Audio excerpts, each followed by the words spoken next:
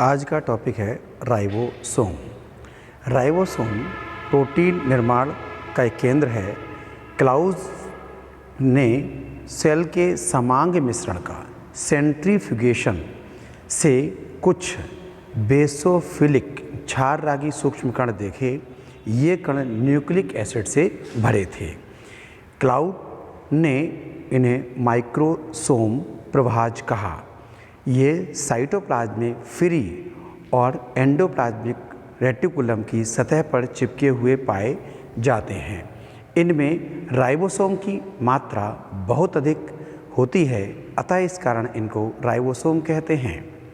कभी कभी ये समूह में पाए जाते हैं, जिनके कारण इन्हें पॉलीसोम्स या पॉलीराइबोसोम्स या इरेगोसोम भी कहते हैं। राइबोसोम 2 सब यूनिट्स का बना होता है। दोनों सब यूनिट्स मैग्नीशियम आयन की सांद्रता के कारण जुड़ते हैं।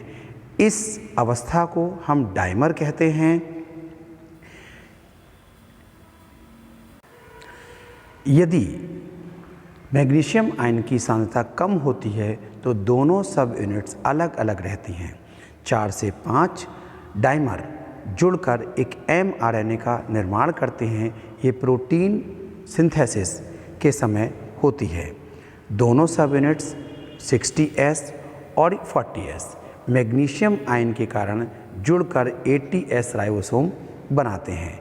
मैग्नीशियम आयन की 10 टाइम्स यानी 10 गुना सांद्रता होगी तो ये डाइमर का रूप ग्रहण कर लेते हैं। 4 से 5 डाइमर मिल जाएं तो क्या बन जाता है? mRNA बन जाता है। राइबोसोम के प्रकार, types of ribosome. Ribosome 70S type का राइबोसोम नंबर 1, ये बैक्टीरिया, माइटोकॉन्ड्रिया और हरित लवक यानी क्लोरोप्लास्ट में पाया जाता है। 80S राइबोसोम सभी यूकैरियोटिक कोशिकाओं में पाया जाता है। 77S तथा 60S राइबोसोम लिविन तथा गुडनेव ने 1874 में कवक फंगस के माइटोकॉन्ड्रिया में इसे देखा और 77S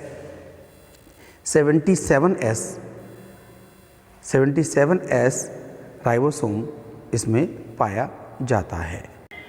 केमिकल कंपोजिशन अगर देखते हैं राइबोसोम का, तो राइबोसोम में 60% प्रोटीन राइबोस प्रोटीन पाई जाती है और 40% RNA अर्थात rRNA प्रोटीन पाई जाती है।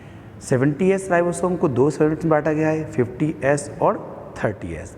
50S को हम लार्ज यूनिट और 30S को हम स्मॉल यूनिट कहते हैं। इसी प्रकार 80S राइबोसोम को 60S सब यूनिट्स में और 40S सब यूनिट्स में बांटा गया है।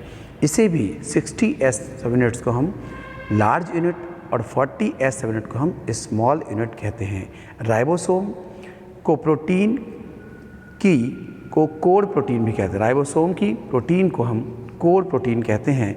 इसकी उत्पत्ति न्यूक्लियोलस अर्थात केंद्रिका में होती है।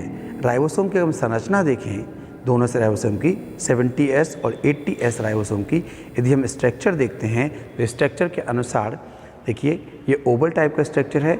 इसकी एक्सोस्केलेटन कहते हैं और इसे बेस, हेड और प्लेटफॉर्म ये इसकी स्ट्रक्चर है। इसी प्रकार से अगर हम दूसरे राइबोसोम को देखें तो इसमें एक रिजिड वैली जो 2 के बीच की गहराई है उसे वैली कहते हैं और दूसरे को स्टाक कहते हैं।